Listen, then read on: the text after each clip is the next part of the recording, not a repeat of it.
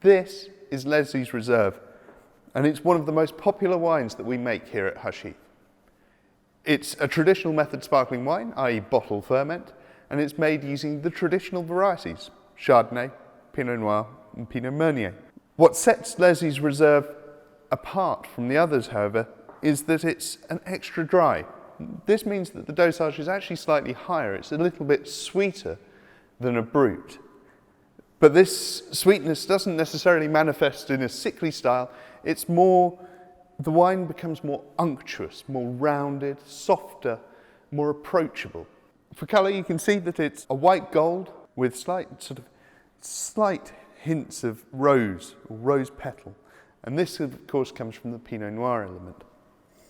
On the nose, you get pears, red fruit, and a hint of brioche or something slightly more, a nod towards its autolytic character.